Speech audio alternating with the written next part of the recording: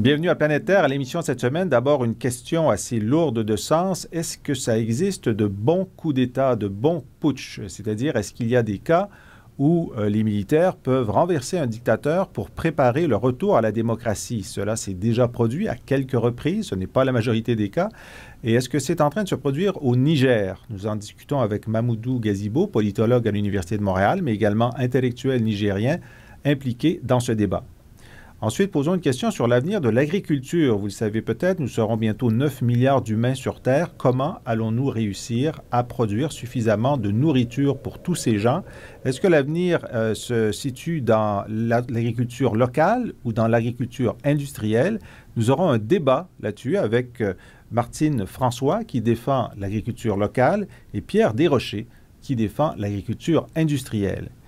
Pour terminer, nous allons parler des histoires. Comment nous racontons des histoires depuis la nuit des temps et comment cette histoire des histoires se marie avec l'évolution des espèces. Marc Zaffran, qui est professeur, chercheur invité au Centre de recherche en éthique et lui-même auteur de romans, va nous parler d'un livre « On the Origin of Stories », d'où vient le fait que les humains se racontent des histoires, qu'est-ce que cela dit sur nous et qu'est-ce que cela nous donne pour survivre sur la planète. Alors voilà notre émission, j'espère que vous resterez avec nous pour l'écouter et après la pause, nous parlons du bon putsch nigérien.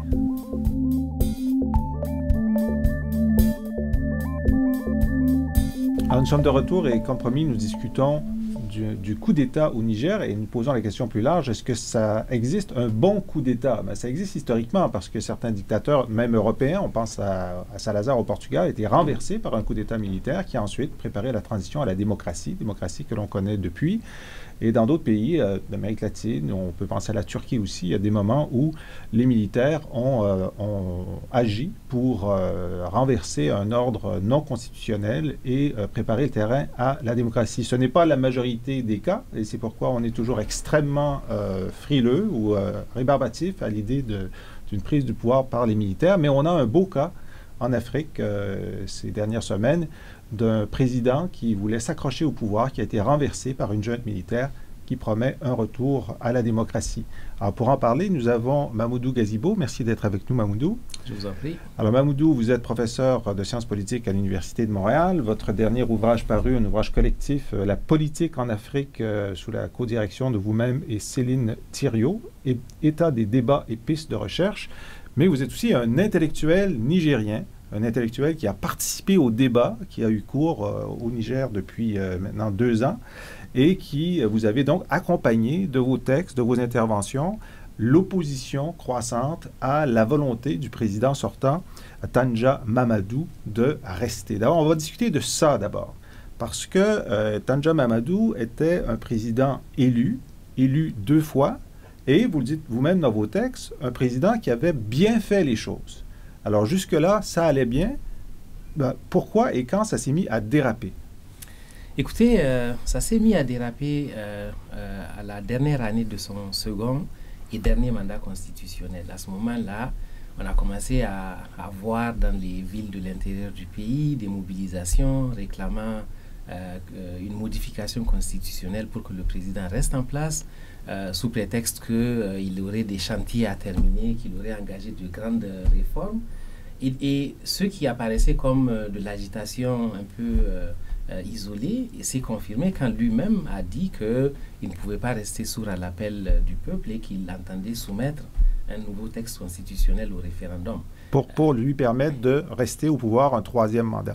Il voulait d'une part avoir 3 ans de ce qu'ils appelaient là-bas dans un langage inacceptable, un bonus. Un bonus de 3 ans. De 3 ans sans élection, à la suite duquel il pourrait se présenter indéfiniment. Donc le verrou des 2 mandats constitutionnels a été levé. Bon, on va passer du particulier au général. C'est présent dans plusieurs constitutions africaines et d'ailleurs latino-américaines, cette idée des 2 mandats limite aux 2 mandats.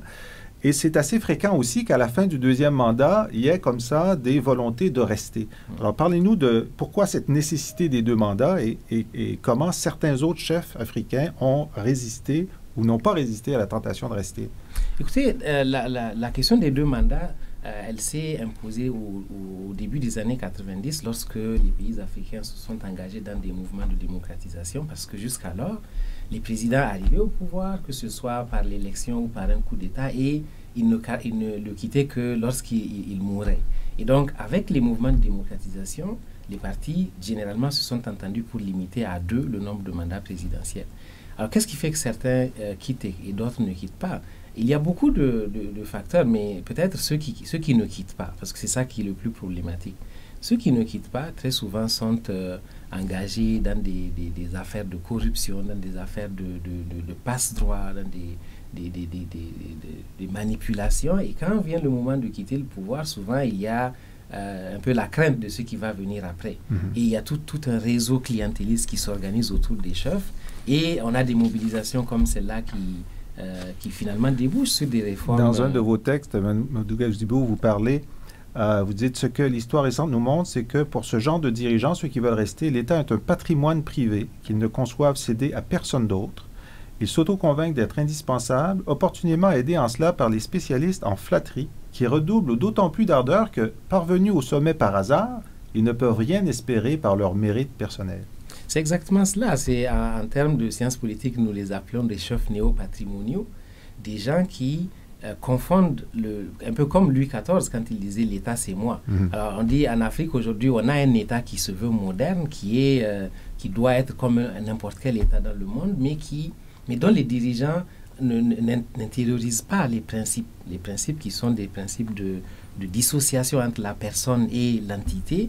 Et donc, c'est ce que je voulais exprimer par cette phrase-là. Il y a la question de l'alternance qui est finalement le test de la démocratie. On a beau avoir une presse libre, des élections libres, une constitution légitime, on ne saura si ça fonctionne que lorsque le président élu acceptera de se retirer ou d'être battu par un autre parti.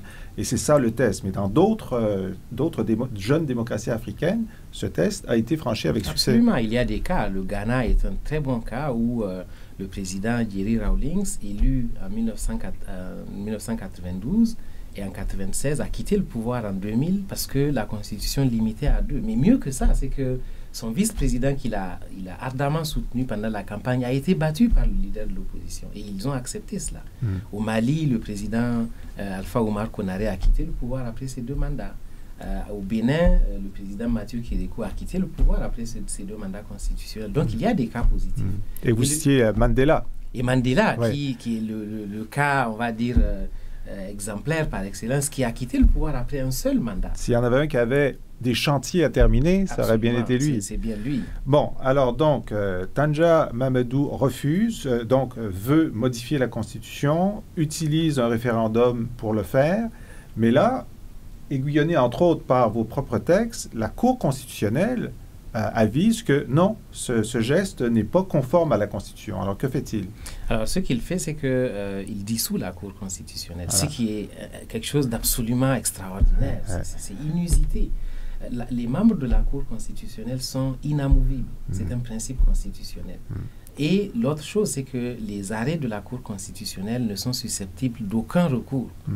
Et on dit même dans la Constitution que le refus de se soumettre à un arrêt de la Cour constitutionnelle est un crime de haute trahison qui, d'une part, justifie une destitution et d'autre part, justifie que le président soit traduit devant une haute cour de justice. Donc là, c'est un coup d'État. Lorsqu'il dissout la Cour constitutionnelle, on est certain que c'est un coup d'État. On est dans un coup d'État. Alors là, des gens comme vous, la société civile, les démocrates, sont devant un dilemme. Donc là, il y a un président élu qui a terminé son mandat, qui vient de faire un coup d'État, qui, de toute façon, de toute évidence, refuse vos appels au respect de la démocratie. Et là, vous écrivez un texte, donc en juin de l'an dernier, où vous dites, il est très lu à l'époque sur place, et vous parlez justement des soldats. Cette situation interpelle nos autres concitoyens que sont les militaires, gendarmes et policiers. S'ils sont des soldats, ils défendront la Constitution. Ils sont astreints au devoir constitutionnel de faire échec à la tyrannie. Alors, lorsqu'on a fini de lire ce paragraphe, on se dit, bon, ben, il appelle au renversement de l'État. Mais non, vous modérez vos propos dans la phrase suivante, dans le paragraphe suivant. Il n'est nullement question, à mes yeux, pour les militaires de prendre le pouvoir, de suspendre la Constitution. Donc, ce que vous dites, c'est que les militaires ne doivent pas appliquer les ordres du président qui vient de faire ce coup d'État. Mais quand même, on sent qu'il y a une possibilité là qui est un putsch, finalement. Alors là, le putsch a eu lieu. Alors, quelle est votre réaction à ce putsch? Écoutez, je dis souvent qu'une des choses pour lesquelles j'en veux beaucoup à l'ancien président, c'est de nous avoir, forcés à en appeler à des militaires pour restaurer l'ordre constitutionnel, parce que ce n'est pas leur rôle. Ceci dit, lorsque vous avez un président qui dissout l'Assemblée nationale, dissout la Cour constitutionnelle qui est le garant ultime au plan juridique des institutions, un président qui pourchasse les opposants, les contraint à l'exil ou les emprisonne, comme plusieurs de mes amis l'ont été. Lorsque vous avez un président qui refuse toute médiation parce que l'Union européenne, l'Union africaine, la communauté des États d'Afrique de l'Ouest, les pays voisins comme le Nigeria, qui est notre grand voisin, sont intervenus pour le rappeler au respect de la Constitution. Lorsque vous avez cette situation, qu'est-ce que vous faites? Lorsque vous avez un blocage, tous les moyens d'en sortir sont bloqués. Il n'y a pas d'autre recours. Et donc, de ce point de vue-là, pour moi, l'intervention des militaires est une porte de sortie. Maintenant, il faut être vigilant et il faut s'assurer que on va véritablement s'acheminer vers un retour rapide. Bon, alors parlons-en. Donc, le coup d'État a été fait de façon rapide, sans mort et sans blessés, d'après ce que j'ai vu. Il y a eu quelques morts. Il y a eu 3 morts, en tout cas de ce que je sais. Les chiffres officiels font état de 3 morts. Mais effectivement, ceux qui l'ont fait ont décidé de... Parce que ce que je n'ai pas dit aussi, c'est que le président s'est entouré d'une garde personnelle qu'on estimait à 600 hommes environ, bien armés. Et donc, ceux qui l'ont fait ont décidé de façon massive de les déborder pour les obliger à se rendre très rapidement pour éviter qu'on ait des combats de rue. Puis effectivement, ça au moins c'est un soulagement, c'est qu'il n'y a pas... Dans la ville, les gens n'ont pratiquement pas su ce qui se passait. Le président Tanja Mamadou est sous garde surveillée, ses ministres aussi, donc il n'y a pas eu là de décès. On n'est pas dans une situation à la chilienne, pas du tout. Et d'ailleurs, la rue a salué ce renversement. Maintenant, c'est le chef d'escadron Salou Djibo. Donc, ce n'est pas un général, ce n'est pas un militaire, un haut gradé. C'est un peu comme je le disais tout à l'heure pour le Portugal, c'est des colonels. Donc, le chef d'escadron Salou Djibo, qui a été autodésigné président de la République, parlant d'une période de transition, mais il refuse de donner une date. Qu'en pensez-vous? Quel niveau de confiance doit-on donner à cette junte? Je crois qu'hier, ils ont donné quelques garanties, quelques précisions. Ils ont décidé de nommer un conseil consultatif qui serait composé de la classe politique, de la société civile, des organisations de défense des droits de l'homme, ainsi de suite. Et l'idée, c'est que c'est à ce conseil consultatif de donner un agenda précis à la transition et une durée. Et en tout cas, ce qu'ils ont dit, c'est que si ce conseil-là décide que la transition durerait 1 mois ou 2 mois ou 6 mois, il s'en tiendrait à cela. Et il a dit qu'il partirait. Bon. Ça, c'est ce qu'on nous dit. Quel est votre niveau de confiance? Vous savez, je connais un peu ceux qui sont un peu...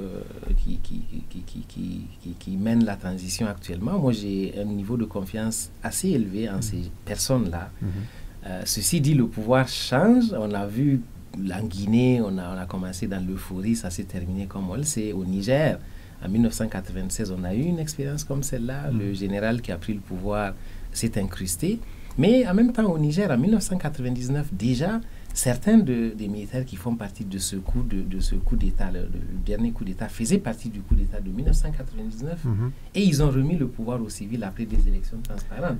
Alors, il y a un angle canadien à cette histoire, à part vous, qui est la désignation par la junte d'un premier ministre, Mahamadou Danda, qui était ministre des Communications lors d'un gouvernement précédent et qui, au cours des 10 dernières années, était conseiller à l'ambassade du Canada à Niamey, la capitale nigérienne. Donc, c'est quelqu'un qui nous connaît bien, qui vous connaît également. Est-ce que cette désignation est un gage de retour à la démocratie? Avant de répondre à cette question, je voulais terminer un peu sur l'autre question en disant que d'une part, il y a les hommes, mais il y a le contexte. Je crois que en supposant même que ces gens-là soient pris par l'envie de rester au pouvoir, ça me paraît très difficile parce qu'on a un contexte interne fragmenté et extrêmement opposé à tout retour à la dictature. Et on a un environnement international qui fait beaucoup de pression. Donc je crois que d'une part, il y a la bonne volonté des hommes, mais il y a des contraintes. Pour revenir à la question de la désignation du Premier ministre, c'est un homme que je connais très bien. C'est un homme absolument, je pense qu'il ne pouvait pas choisir un meilleur Premier ministre parce qu'il a les compétences. C'est quelqu'un qui a un doctorat en sciences politiques qu'il a obtenu en France. Il a étudié au Canada aussi avant de faire son doctorat en sciences politiques en France. C'est un homme qui a une expérience nationale puisqu'il a été ministre dans le précédent gouvernement de transition de 1999 qui a mené le pays à la démocratie. C'est aussi un homme qui, à travers son poste de conseiller politique à l'ambassade du Canada, connaît bien les réseaux diplomatiques qui sont indispensables dans un pays comme le nôtre. Et c'est aussi quelqu'un qui a une intégrité personnelle. C'est vraiment un homme qui est d'une intégrité personnelle qui est reconnue. Et d'ailleurs, après sa nomination, on a vu que le niveau de confiance des Nigériens dans la volonté de la junte de restaurer la démocratie a été considérablement relevé. Donc je crois que c'est un bon choix. Mamadou Gazibo, nous allons suivre avec vous pour essayer de voir si le Niger est un des rares cas de bons coups d'État qui ramènent la démocratie. Donc nous le saurons au cours des prochains mois et vous viendrez peut-être nous faire rapport. Je ne doute pas que vous allez faire un tour là d'ici peu. Avec plaisir.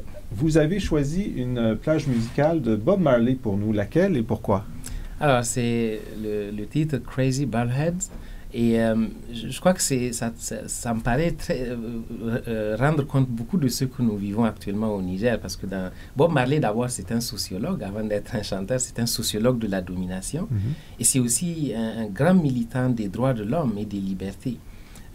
Beaucoup de ses chansons sont traversées par ce thème-là. Et dans cette chanson en particulier, il parle de chasser. Alors, le mot est un peu baldhead, je ne sais pas exactement au sens figuré qu'est-ce qu'il entend, mais ça traduit bien l'idée de chasser ces dictateurs et ces usurpateurs. Et au Niger, ça a été fait. Il faut qu'on soit vigilant pour que ça ne se répète plus jamais. Et puis j'espère aussi qu'en Afrique en général et dans le monde, tous les usurpateurs vont être mis dehors. Mamadou Gazibo, merci beaucoup. Je rappelle le titre de votre dernier ouvrage collectif que vous avez co-dirigé, La politique en Afrique, état des débats et pistes de recherche. Et nous écoutons grâce à vous Bob Marley and the Wailers, Crazy Baldhead. Chased and crazy. Chased and crazy. Chased and crazy. We gonna chase those crazy bullets out of town. We gonna chase those crazy bullets out of town. Nous sommes de retour à Planète Terre, l'émission des chercheurs du Cerium, et comme promis, nous allons parler de l'avenir de l'agriculture. Comme vous le savez, nous allons bientôt, à vue d'homme et à vue de femme, passer à 9 milliards d'humains sur Terre. Est-ce que l'agriculture telle qu'on l'a pratiquée ces dernières décennies va nous permettre de nourrir, et j'oserais dire presque pas correctement, mais de nourrir de la même façon, donc très inégalitaire, ou de nourrir autrement, de façon plus égalitaire, ces 9 milliards de personnes? Il y a deux écoles qui s'opposent, entre autres choses, sur la meilleure manière d'entrevoir cet avenir alimentaire. Et nos amis du REDTAC, qui est le réseau d'études des dynamiques transnationales et de l'action collective, organise une série de conférences sur ce thème. Et deux de leurs invités sont avec nous. Donc, Dominique Cahouette, vous êtes coordonnateur du REDTAC, vous êtes professeur de sciences politiques. Merci d'être là. Madame Martine François, merci d'être avec nous. Vous êtes responsable du programme d'agriculture et alimentation durable au GRET, c'est le groupe de recherche et d'échanges technologiques à Paris. Et Pierre Desrochers, merci d'être avec nous, M. Desrochers. Vous êtes professeur associé au département de géographie de l'Université de Toronto. Alors, Dominique, je vais d'abord vous demander de placer le décor des éléments de ce débat. Oui. L'origine de ce débat, au fond, c'est la crise alimentaire qui a suscité un nombre de questions importantes sur l'alimentation dans le monde, sur la manière dont on pourrait nourrir les gens. Et au cours d'une conférence en juin dernier, il y a 3 enjeux qui sont ressortis de manière claire et significative où il y avait une polarité au niveau des solutions. Et l'idée, c'était, à travers un premier débat, de discuter de l'agriculture locale. Est-ce que l'agriculture locale, les circuits courts, peut être une alternative pour nourrir de façon plus équitable, de rejoindre plus de gens, de recréer des liens entre le milieu rural et le milieu urbain? à travers les circuits courts, ce qu'on a appelé l'agriculture de proximité parfois. À l'opposé, il y a une deuxième vision qui est de dire que c'est pas vrai que produire des tomates au Québec en hiver, ça a une empreinte écologique moins grande que de les importer. Et qu'au fond, il y a, si on est conscient de l'environnement, il y a des avantages à les agricultures d'exportation et faciliter le commerce des aliments. Donc, il y a vraiment deux positions qui s'opposent et nous, on le fait dans le cadre d'une vision sur la souveraineté alimentaire, donc et non pas seulement la sécurité. Souveraineté implique la possibilité de choisir, faire ses choix de production et aussi d'avoir accès à la nourriture, mais selon ses propres critères. Donc, c'est un premier débat. C'est un débat qui est polarisé. Et l'idée du cycle de conférences, c'est de débattre, c'est la fonction de l'université, et de réfléchir plutôt que de se camper d'un côté ou de l'autre, d'essayer de pousser l'analyse plus loin. Martine François, donc, vous croyez que dans le virage qu'il faut prendre pour ce nouveau défi, l'agriculture durable, c'est l'agriculture locale. Est-ce que je fais un peu de caricature sur votre position, mais expliquez comment vous voyez ça. Nous, au GRET, on voit effectivement l'avenir de l'agriculture dans une agriculture locale, sans ambiguïté. On travaille à la fois sur les circuits courts en France et en Europe, donc au travers de travaux de recherche, et sur les circuits courts et l'agriculture locale dans les pays en développement, donc au Cambodge, au Burkina, dans des pays de ce type. Nous, on constate que l'agriculture et l'alimentation sont de plus en plus financiarisées et tertiarisées. Il y a énormément d'entreprises, mais un très petit nombre d'entre elles dominent l'agriculture et l'alimentation mondiale. Qu'est-ce que ça veut dire financiarisé et tertiarisé? Financiarisé, ça veut dire que c'est de plus en plus des forces financières qui gouvernent ces entreprises-là et pas du tout une volonté de qualité ou une volonté d'alimentation du plus grand nombre des consommateurs. Et tertiarisé, ça veut dire que dans le prix, par exemple, d'un repas, finalement, il n'y a plus qu'un tiers de matières premières et 2 tiers de services. Donc, tous ces éléments créent un interland, ce qu'on appelle un interland, un espace, à la fois un espace économique, mais aussi un espace social, qui permet aux agriculteurs et aux consommateurs de reconquérir cet espace et de relocaliser l'agriculture de manière à avoir des circuits qui sont plus courts et qui sont plus à même d'alimenter la population. Alors, je vous pose tout de suite la question qui vient, c'est, bon, en ce moment, l'agriculture, l'alimentation est massivement industrielle et massivement sur des circuits longs, c'est-à-dire que ce qu'on consomme vient de loin. Le passage de ce mode de production à un mode de production de circuits courts est-il réaliste et réussirait-il à nourrir autant de personnes? Nous pensons que sur le long terme, évidemment, c'est réalisable. Mais évidemment, quand on regarde le court terme, on se rend compte que les initiatives qui sont portées en ce moment sur les circuits courts ne représentent qu'une part faible de l'agriculture. Par exemple, on sait en France qu'environ 88 000 exploitations commercialisent directement leur production, c'est-à-dire 16% des exploitations françaises.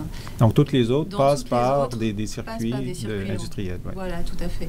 Donc on sait que ce type de circuit, pour l'instant, c'est pas ça qui alimente les grandes métropoles. Mais il y a une volonté des consommateurs de se réapproprier l'alimentation et de reprendre un peu la main sur ce qu'ils mangent. Ils ne veulent plus manger uniquement des produits agro-industriels, même si une grande partie de leur alimentation est faite de ces produits agro-industriels. Pierre Desrochers, vous avez le mandat ici de défendre l'industrie agroalimentaire mondiale. Oui, alors évidemment, je suis en total désaccord avec cette position. Moi, je la vois comme de vouloir nous ramener en arrière, il y a peut-être 100, 150 ans, 200 ans, lorsque l'on dépendait beaucoup plus de l'agriculture locale qu'aujourd'hui, mais sans se demander pourquoi nos ancêtres sont-ils passés de l'agriculture locale à l'agriculture mondialisée? Pourquoi? Alors, justement, il y a un ensemble de raisons. D'abord, la sécurité alimentaire. Comme beaucoup de Québécois, c'est peut-être votre cas aussi, je ne sais pas, j'ai des ancêtres irlandais qui ont dû quitter l'Irlande pendant la famine de 1845-1849. Évidemment, les Irlandais ont dû quitter parce qu'il y avait un problème avec la pomme de terre, un problème de récolte. Ce que l'on oublie de mentionner souvent, c'est que la même maladie s'est répandue à l'époque en Belgique, en Hollande et dans le nord de l'Allemagne. Par contre, ces économies-là étaient beaucoup plus intégrées dans le marché mondial à l'époque. Donc, les problèmes de famine ont été beaucoup moins importants car elles ont pu importer des nourritures pour compenser le problème des récoltes de pommes de terre. Et ça, c'est un problème typique. Lorsque vous ne dépendez que d'un fournisseur, qu'il soit local ou international, vous êtes évidemment en situation d'insécurité alimentaire car vous savez que l'agriculture est une entreprise qui est toujours très risquée. Vous savez qu'une année, vous allez avoir trop de pluie, trop de chaleur, des maladies, etc. Donc, la meilleure façon d'assurer la sécurité alimentaire de votre population, c'est d'avoir de multiples fournisseurs internationaux. Comme le disait un grand économiste français du 18e siècle, Turgot, les accidents se compensent entre les royaumes. Mais ce que Turgot disait à l'époque, c'est que la meilleure façon d'assurer la sécurité alimentaire de la France, c'est que lorsque nous avons de bonnes récoltes, des surplus, nous les vendons aux pays qui ont de mauvaises récoltes et vice-versa. C'est comme ça qu'on assure la sécurité alimentaire de la France. Ce n'est pas en nous refermant sur nous-mêmes. Alors, on pourrait dire, pour éviter la famine provoquée par la crise de la patate, qu'il ne fallait pas faire de monoculture, de faire une multiculture, et puis de s'alimenter à partir de ressources un peu plus larges sur le continent. Tout à fait, voilà. Mais aujourd'hui, par rapport à cette situation-là, on est dans une situation où on utilise les ressources d'une partie de la planète davantage que ce qui serait nécessaire de façon optimale, mais pour des raisons financières, pour des raisons de profit, et on n'intègre pas dans ces coûts, c'est toujours la grande question, les coûts environnementaux. Si on les intégrait, en fait, on se rendrait compte que c'est même plus économique de le prendre plus proche que plus loin. Écoutez, moi, ce que je vous dirais, on est 7 milliards d'êtres humains. C'est évident qu'on va toujours avoir un impact sur l'environnement, on n'en sort pas. Par contre, selon moi, la meilleure façon de le minimiser, c'est de concentrer les productions agricoles dans les lieux qui leur sont les plus propices. Donc, que ce soit, par exemple, la pomme de terre ou les bleuets au Québec, la banane en Amérique centrale, et que l'on échange entre ces pays-là. Bon, bien sûr que plusieurs pays, les économies mono-industrielles sont toujours en danger, mais ce n'est pas limité à l'agriculture, évidemment, que ce soit le secteur minier ou de dépendre d'une industrie comme le textile ou autre chose. Mais dans ce cas-là, le problème n'est pas tant l'agriculture que la spécialisation dans un domaine. Et toutes les économies qui se développent tendent à se diversifier. Mais si on se limite à l'agriculture, encore une fois, je crois que la meilleure façon de minimiser notre impact, c'est de concentrer la production dans les zones les plus propices à ces productions-là. Martine François. Je ne peux pas être évidemment totalement d'accord avec Pierre Desrochers, parce qu'on a constaté en 2008, notamment dans les pays dans lesquels nous travaillons, en Guinée, qu'il y avait un problème non seulement de disponibilité de l'alimentation, mais aussi d'accès à l'alimentation. C'est-à-dire que brusquement, de nombreux consommateurs n'ont plus accès à l'alimentation. Le prix du riz a doublé brusquement en Guinée. Et donc, un grand nombre de personnes n'ont plus eu accès du tout à une alimentation saine ou même à une alimentation suffisante. Donc nous pensons qu'il est nécessaire d'avoir un minimum de production dans chaque espace géographique, de manière à être capable de produire les aliments qui sont en rapport avec la culture du pays, les aliments qui sont en rapport avec les habitudes alimentaires du pays, les aliments qui sont en rapport aussi avec les conditions climatiques et pédologiques du pays, qui permettent de produire sur place l'alimentation. Pédologique, qu'est-ce que c'est? Pédologique, c'est le sol en fait. D'accord. Donc en rapport avec le sol et les conditions qui permettent l'alimentation des populations. Donc nous ne pensons pas qu'on puisse s'en remettre uniquement au libre-échange pour assurer l'alimentation dans le monde. Il faut un équilibre. Bien entendu, je ne vais pas défendre une autarcie. C'est tout à fait différent. La banane en Irlande n'a pas d'avenir. Non, je ne vois pas la banane en Irlande, comme vous dites, effectivement. Et pour prendre un exemple un peu plus nuancé, au Sénégal, il y a énormément d'importations de poudre de lait, mais il y a également 3 millions de bovins au Sénégal. Donc ça veut dire qu'il faut développer à la fois la production locale et en même temps développer les importations lorsque la production locale ne permet pas de suffire à la demande. Donc c'est un équilibre qu'il faut trouver entre importation et production locale, mais cet équilibre ne peut pas reposer que sur le libre-échange, à notre avis. Pierre Desrochers, si on s'écarte du choix total, culture locale et culture mondiale, est-ce que vous considérez qu'il y a quand même un certain déséquilibre, que les forces du marché, ou donc il y a un market failure qui fait que le marché local est sous-utilisé et le marché mondial surutilisé? Bon, moi, ce que je vous dirais, ça me fait toujours rire lorsqu'on parle de market failure en agriculture. Je veux dire, s'il y a bien un domaine qui est réglementé, contingenté, subventionné et sur lequel achoppent toutes les tentatives de libéralisation du commerce international, c'est bien l'agriculture. Je veux dire, je crois que vos auditeurs connaissent déjà les barrières à l'importation que vous avez en Europe, mais plusieurs pays, notamment en Afrique de l'Ouest, ont également des barrières à l'importation et à l'exportation. Pendant des années, on a refusé de payer aux agriculteurs de ces pays-là le prix mondial du cacao, du café ou d'autres choses. Alors, on blâme souvent la monoculture, la spécialisation dans une chose, mais on refusait de payer le prix du marché à ces agriculteurs-là. Alors, Les gouvernements d'époque, il y avait des Les organismes de gouvernements mise locaux. en marché. Les gouvernements, à l'époque, avaient organisé, je ne sais pas si c'est toujours le cas, madame pourrait préciser, mais il y avait des organismes de mise en marché où on refusait systématiquement de payer le prix du marché aux producteurs locaux pour le cacao, le café. Des plantations, souvent d'ailleurs, qui avaient été lancées un siècle auparavant par des entrepreneurs africains, il faut le dire. Là. Donc, moi, quand on me parle de défaillance du marché dans le domaine de l'agriculture, Mais encore sur la faudrait-il question de qu'on ait un marché. l'équilibre, sur la question de l'équilibre entre local et mondial. Ben, l'équilibre va se trouver. Écoutez, chaque région a des avantages. Chaque région a des entrepreneurs dynamiques qui vont trouver des niches. Et ces choses-là changent avec le temps. Je veux dire, au Québec, à l'époque, il y a un siècle, on exportait beaucoup de cheddar dans l'Empire britannique. Aujourd'hui, on est peut-être un peu moins compétitif. Mais on a développé autre chose, du cidre de glace. Bon, que voulez-vous? Ces choses-là sont dynamiques. Moi, donc, la notion d'équilibre, j'aime plus ou moins. Mais je crois que si on libéralisait le marché, ben, les meilleurs producteurs de partout à travers le monde trouveraient leur créneau et l'économie et l'environnement s'en porteraient mieux. On dit souvent, Mme François, qu'un des grands obstacles au développement de l'agriculture du Sud, ce sont justement les subventions du Nord. Hein. Bon, de façon fameuse, Joseph Stiglitz avait dit une vache européenne est financée à hauteur de 2 $ par jour, alors que il y a un tiers de l'humanité qui n'a qu'un dollar par jour pour vivre. Mieux vaut être une vache européenne qu'un Africain ou un Asiatique dans certaines régions. Est-ce que ce simple fait de lever cet énorme régime de subvention à l'agriculture au Nord et dans certains pays du Sud, est-ce que ce ne serait pas déjà un énorme progrès? Oui, nous pensons que ce serait effectivement un progrès. Pour reprendre l'exemple que je prenais tout à l'heure sur le Sénégal, le lait reconstitué à partir de poudre de lait européenne coûte 200 francs CFA au Sénégal, alors que dans la banlieue de Dakar, ça coûte environ 400 francs CFA de produire 1 litre de lait. Ça coûte moins cher, ça coûte dans les 300 francs CFA aux alentours des villes secondaires sénégalaises. Donc en fait... Et c'est la subvention européenne qui fait baisser le prix du lait en poudre. Finalement, lorsque les producteurs de yaourt, par exemple, achètent du lait en poudre, ils l'achètent à un prix qui est inférieur à leur coût de production du lait local. Donc, ils le prennent aux Européens plutôt que de prendre du bon lait qui aurait été fait sur place. Effectivement, c'est ce qu'ils font parce que c'est effectivement plus rentable, plus facile technologiquement de maîtriser ces productions. Mais il y a quand même, en ce moment, au Sénégal, une volonté des consommateurs de reprendre du lait naturel, d'avoir un produit qui a un meilleur goût, qui satisfait mieux au désir de naturel des consommateurs sénégalais dans les classes moyennes aussi. Donc, il y a un espoir de développer une production locale en réponse à un marché.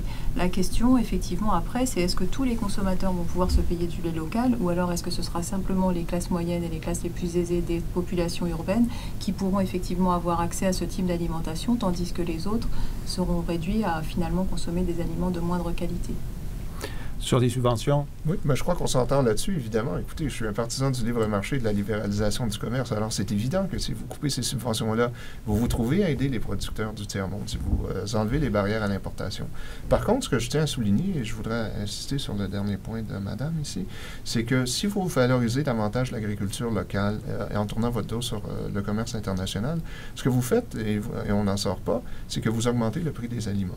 Bon, moi, je suis professeur d'université, je peux me payer mon chou-fleur à 8 $ l'unité, là, ça va, ça ne m'empêchera pas de vivre. Mais ce que vous faites, donc, en concentrant les productions dans des zones moins propices à ces productions-là, ben, vous avez besoin de plus d'engrais, plus d'irrigation, plus de technologie pour produire les choses. Donc, vous vous trouvez forcément à augmenter le prix des aliments. Et qui vont en subir les conséquences? Mais évidemment, les gens les plus démunis. Je veux dire, encore une fois, il y a une raison pour laquelle on s'est tourné vers le commerce international. Les produits sont moins chers. Et qui en bénéficient? Bien, les consommateurs. Et il ne faut pas oublier que dans nos économies avancées, il y a peut-être 1 ou 2 % de la production, 1 ou 2 % pardon, de la population qui travaille directement dans la production d'aliments. 98 % des gens sont des consommateurs. Alors, qui on pénalise? Martine François, c'est plus cher, le local? C'est plus cher le local. Je nuancerai un petit peu ces propos, puisque finalement, la question de savoir qui sont les consommateurs qui vont avoir du mal à se payer l'alimentation ou qui sont les consommateurs les plus pauvres dans les pays en développement, on constate que ceux qui souffrent de malnutrition et ceux qui souffrent de la faim sont avant tout des agriculteurs. Et ce sont avant tout des paysans qui, normalement, devraient nourrir les autres consommateurs, qui souffrent de la faim dans les pays en développement. Donc nous, on dit, en améliorant les conditions de productivité de l'agriculture, en aidant les agriculteurs à mieux produire, à utiliser des variétés locales, mais améliorées, en utilisant des intrants pour l'agriculture, on peut aider ces personnes à mieux se nourrir déjà et à mieux nourrir les villes également. Et maintenant, effectivement, il est vrai que certaines productions locales sont effectivement plus chères que des produits importés. Par exemple, le riz étuvé burkinabé ou guinéen, qui est de meilleure qualité que le riz qu'on importe dans ces pays, est effectivement plus cher. Mais les consommateurs en ville le préfèrent. C'est effectivement les consommateurs qui sont les plus aisés, qui ont les moyens de se payer les produits de qualité. Mais il ne faut pas oublier que ceux qui souffrent de la faim, d'abord, c'est des agriculteurs. Et donc, c'est en aidant ces agriculteurs qu'on réduit aussi la faim et la malnutrition dans le monde. Il y a un argument qu'on apporte, et on va terminer là-dessus assez souvent, c'est celui de l'aménagement du territoire. C'est que si on laisse les forces du marché agir malgré la réglementation, elle est très présente, et les subventions, ben, à la fin, il n'y aurait plus de campagne avec des fermes familiales, et tout serait industriel. Donc, on perdrait une qualité de vie, pour pas dire une qualité de paysage, une qualité de proximité, etc. Et que ça a une valeur. Ça a une valeur qui n'entre pas dans les prix du marché, mais donc l'État doit intervenir pour protéger. Ça, on dit beaucoup ça en Europe. Qu'est-ce que vous en pensez? Bien, on dit ça en Europe, par exemple. Bon, on regarde les Alpes et on dit qu'est-ce qui va arriver si on arrête de subventionner les chefs dans les pâturages. Bien, vous savez quoi? La forêt va repousser. Est-ce que c'est nécessairement mieux ou plus mauvais? Je crois que c'est une question de choix. Si les gens tiennent tant que ça au paysage, bien, qu'ils deviennent producteurs de lait de chèvre et qu'ils les maintiennent en utilisant leur propre argent. Ce qui va arriver, et ce qui se produit depuis un siècle déjà, la forêt repousse dans les économies avancées parce que grâce à l'industrialisation de l'agriculture, on devient de plus en plus efficace. On a besoin de moins en moins de terre pour produire de plus en plus de nourriture. Et donc, les terres marginales redeviennent des forêts, redeviennent des prairies, des choses comme ça. Et moi, je ne vois pas cela nécessairement comme une mauvaise chose. Madame? Moi, je vois comme une très bonne chose que les Alpes restent des paysages ouverts. Et je crois qu'on a trouvé des moyens de défendre certaines productions que les consommateurs apprécient, comme par exemple le Beaufort, qui est un fromage qui est fabriqué dans les Alpes. En aidant les producteurs à mieux valoriser leurs produits avec des signes de qualité comme les indications géographiques, on permet aux consommateurs finalement d'apprécier un produit, de le payer plus cher. Qu'est-ce que c'est une indication géographique? Une indication géographique, c'est un signe de qualité qui est reconnu par les accords sur la propriété intellectuelle de l'OMC et qui caractérise les produits qui sont originaires d'un lieu particulier. Donc ces produits ne sont pas délocalisables. On ne peut pas fabriquer du Beaufort partout dans le monde, on peut fabriquer du Beaufort seulement dans la région de Beaufort, dans une région déterminée, avec des races de vaches déterminées et une alimentation contrôlée. Et donc, ces produits-là sont des produits de qualité que les consommateurs apprécient, qu'ils paient à un prix qui est leur coût finalement. Et donc, nous, on pense que ces systèmes permettent à la fois de maintenir des paysages et de maintenir des produits que les consommateurs apprécient et qui permettent aux producteurs de vivre dans des endroits et de garder des paysages que nous apprécions. Nous avons fait à peine un petit tour du jardin. On pourrait en discuter encore longtemps. C'est pourquoi le REDTAC organise une série de conférences sur cette question. Donc, je vous remercie, Dominique Houet, d'avoir réuni des invités de cette qualité. Martine François, merci d'être là. Merci. Pierre Desrochers, et vous avez pensé à une plage musicale pour terminer avec un sourire sur cette question alimentaire. Oui, Yes, we have no bananas. Yes, we have no bananas. Un tube américain du début des années 20, je crois. Et qui a été repris par les Muppets, entre autres, qui fait bien rire les enfants. Voilà. Ça crée une dysfonction synaptique. Alors, nous écoutons Yes, we have no bananas. There's a fruit store on our street. It's run by a Greek. And he keeps good things to eat, but you should hear him speak. When you ask him anything, never answers no. He just yeses you to death, and as he takes your dough, he tells you, yes, we have no bananas. We have no bananas. Nous sommes de retour à Planète Terre, l'émission des chercheurs du Cerium. Et pour ce dernier segment de l'émission, nous allons raconter des histoires et raconter une méta-histoire, c'est-à-dire l'histoire de l'histoire. Alors, pour nous éclairer sur ce sujet, notre invité, Marc Zaffran, merci d'être avec nous. Bonjour. Marc, vous êtes donc chercheur invité au CREUM, c'est le Centre de recherche en éthique de l'Université de Montréal pour l'année, mais peut-être que certains de nos téléspectateurs et auditeurs vous connaissent sous le nom de Martin Winkler, parce que vous avez écrit sous ce pseudonyme un certain nombre de romans, dont le plus répandu, le plus lu, La maladie de Saxe, qui a été d'ailleurs transformé en film par Michel Deville en 1999. Et vous avez écrit à la fois des romans noirs, romans médicaux, science-fiction, et vous vous intéressez donc à l'histoire, au récit. Et cette semaine, vous avez choisi de nous parler d'un ouvrage que vous avez lu, d'un essai sur les histoires qui s'appelle « On the Origin of Stories » de Brian Boyd. Dites-nous d'abord qui est Brian Boyd. Alors Brian Boyd, c'est un universitaire, c'est un professeur de littérature de Nouvelle-Zélande, qui est un homme extrêmement réputé, puisque c'est l'un des spécialistes mondiaux de Vladimir Nabokov, sur lequel il travaille depuis 30 ans. Nabokov, l'auteur de Lolita. De Feu pâle, etc. Mm-hmm. C'est quelqu'un qui, probablement pendant toute sa vie, parce que c'est vraiment un ouvrage magistral, a aussi parallèlement étudié la théorie de l'évolution, et surtout l'impact de la théorie de l'évolution et l'utilisation de la théorie de l'évolution dans toutes les sciences cognitives. Et d'où le titre de son livre, On the Origin of Stories, qui reprend le titre de On the Origin of Species de Darwin. Oui. Donc la théorie de Boyd, et il l'argumente de manière extrêmement brillante, c'est que la capacité de raconter des histoires, non pas de parler, non pas de théoriser, non pas d'inventer, d'imaginer le futur, mais la capacité spécifique de raconter des histoires, de la fiction, serait pour lui un avantage évolutif, bien entendu spécifique de l'espèce humaine, et aurait des fonctions très particulières qu'il essaye pour lesquelles il donne des arguments extrêmement convaincants dans son livre. Et le livre est séparé en deux parties. La première partie, en fait, et c'est une des grandes qualités du livre, c'est une sorte de panorama de ce qu'on peut dire aujourd'hui des fonctions cognitives humaines au vu de la théorie de l'évolution. C'est comment il s'est développé à travers donc, la sélection des espèces. Voilà. On comprend un peu comment raconter des histoires permet de transmettre du savoir, mais en quoi est-ce que c'est devenu une nécessité dans l'évolution de l'espèce? Alors, c'est pas que c'est devenu une nécessité. En fait, ça marche pas comme ça, apparemment, l'évolution. Allez-y. C'est pas l'évolution qui crée une nécessité. C'est, en gros, si vous avez dans une population d'individus, des individus qui ont un avantage obtenu par mutation, puisque tout le monde subit des mutations, un avantage qui est obtenu par mutation, et que cet avantage, par exemple, je ne sais pas moi, le fait de reconnaître des fruits rouges qui sont bons à manger, leur permet de survivre mieux, ça va leur permettre aussi de survivre mieux au travers de leur lignée, et donc c'est cette lignée-là qui va survivre mieux que celle des autres. Donc l'hypothèse, c'est ceux qui ont développé la capacité de raconter des histoires avec cet avantage par rapport aux autres qui ne le savaient pas. Voilà. Et c'est ceux-là qui sont ici aujourd'hui, vous et moi, autour de cette table, et ceux qui ne le savaient pas n'existent plus. Exactement. Alors, donc dans la première partie, d'abord, il nous explique ce que c'est que l'évolution, parce qu'on peut ne pas le savoir. Moi, je ne suis pas un grand spécialiste de l'évolution, j'ai lu quelque chose, mais je ne suis pas... il y a plein de choses que je ne maîtrise pas. Donc, premièrement, il retrace... les acquis évolutifs que sont la musique, l'art au sens large du terme, puis la parole et la communication verbale, en nous expliquant comment c'est apparu, et surtout en retraçant ça aussi à partir de ce qu'on peut observer à la fois chez les animaux supérieurs et chez les primates, chez les oiseaux, chez les primates. Et ensuite, il prend deux exemples dans deux livres qui sont des livres, archétypaux pour lui. L'un, c'est un livre que tout le monde connaît, c'est l'Odyssée d'Homère.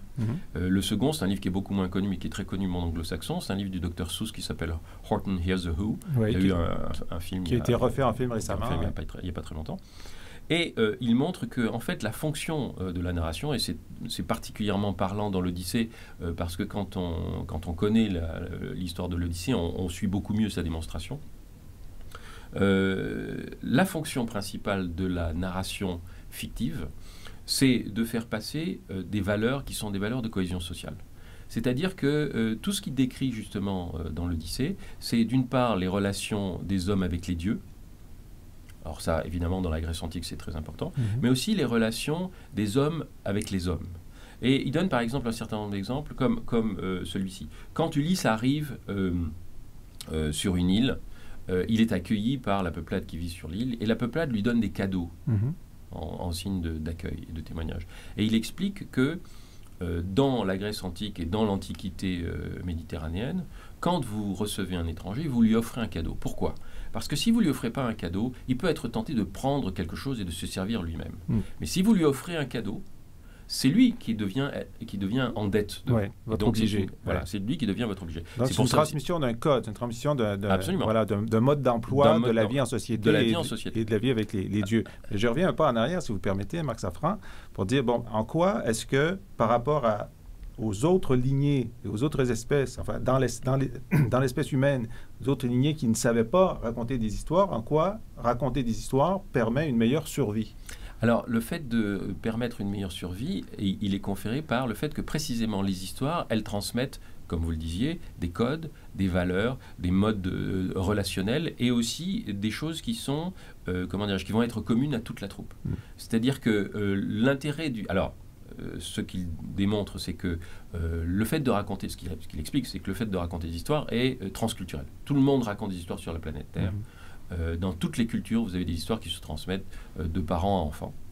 C'est quelque chose qui n'est pas acquis parce que on raconte des histoires aux enfants au stage préverbal. Oui. Et les enfants réclament des histoires au stage préverbal, c'est-à-dire qu'ils sont rassurés par les histoires au stage préverbal.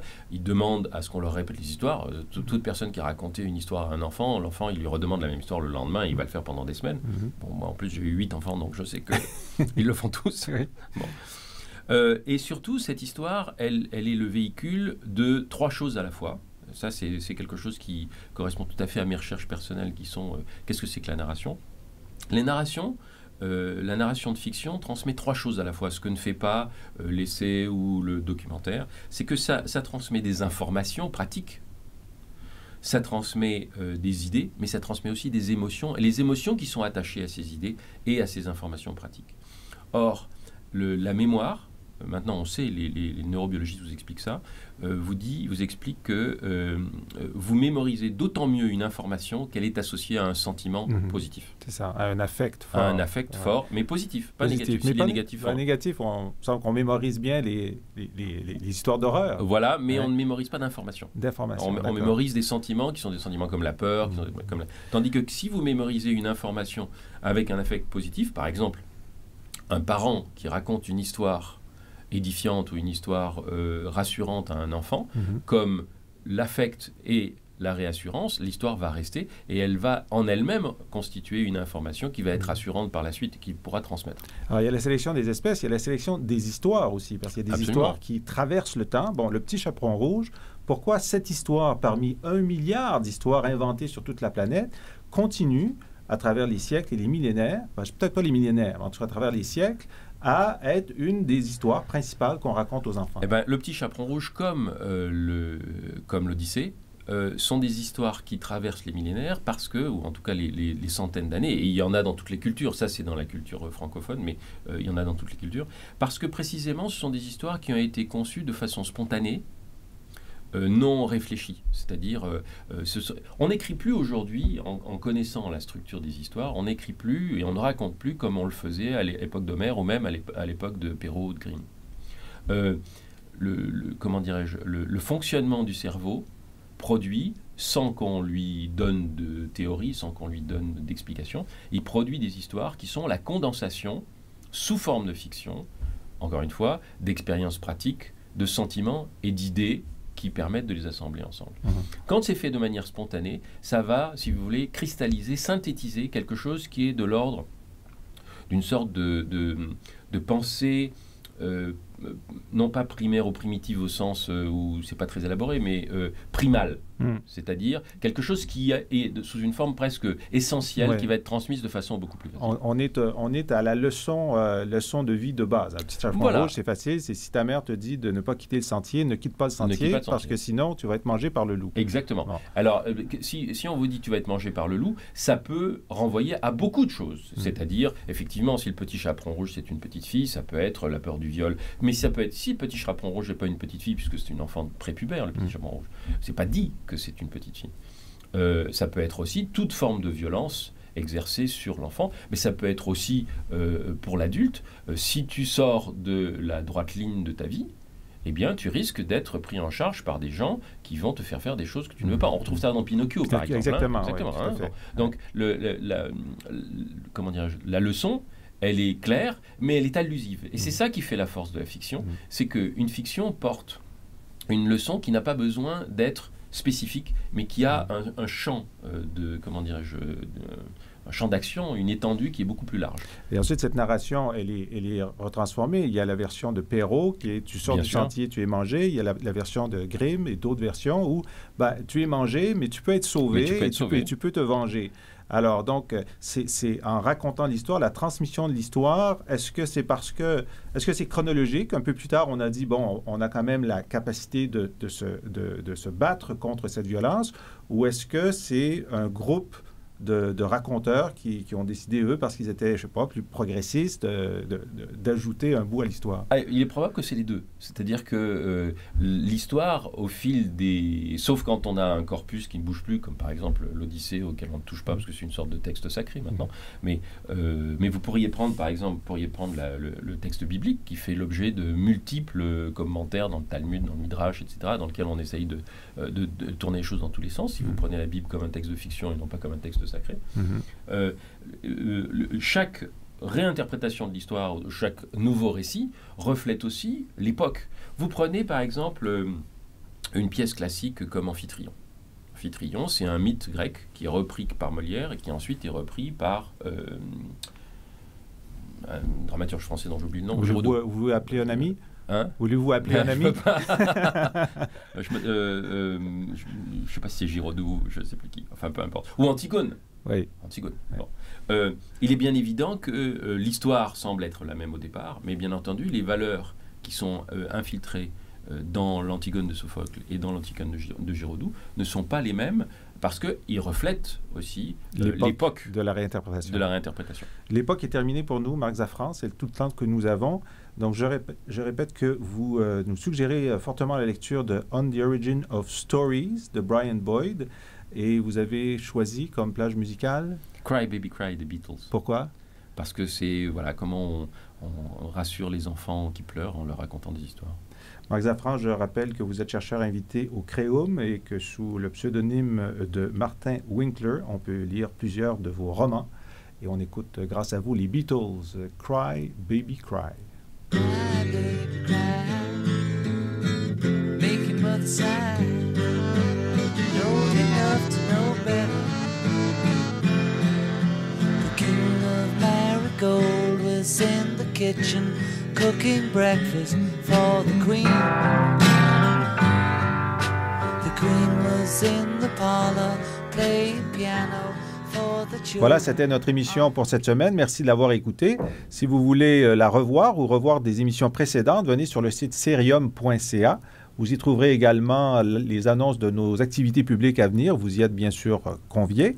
Vous trouverez également une invitation à proposer quelle serait, selon vous, la personnalité internationale de l'année. C'est un concours que nous organisons, enfin un prix que nous allons donner par un jury, mais nous sollicitons les candidatures auprès du grand public. Nous organisons cet événement en collaboration avec l'émission Une heure sur Terre de Radio-Canada.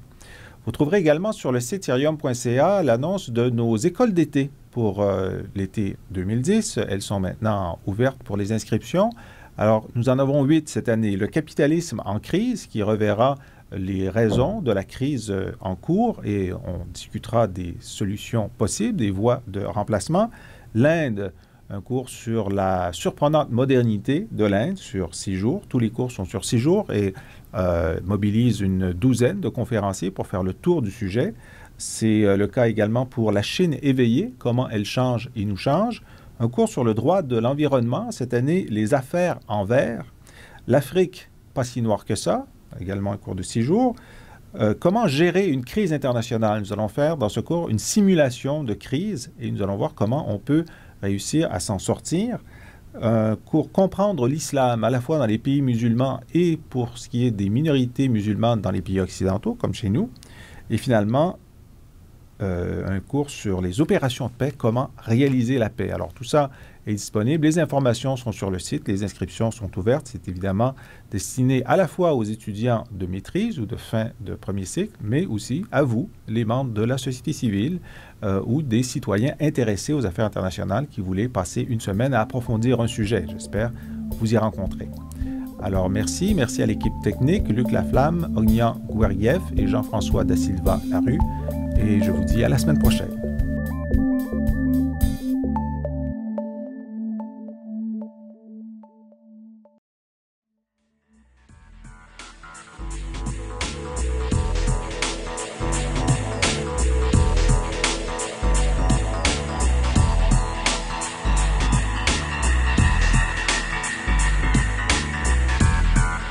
Après 3 ans d'école d'été, c'est toujours aussi bien. C'est vraiment, l'atmosphère est sympathique.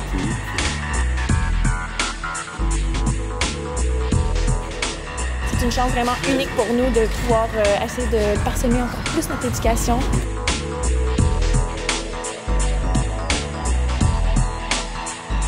Peut-être c'est le thème qui a rendu l'ambiance décontractée, mais en tout cas propice à l'apprentissage.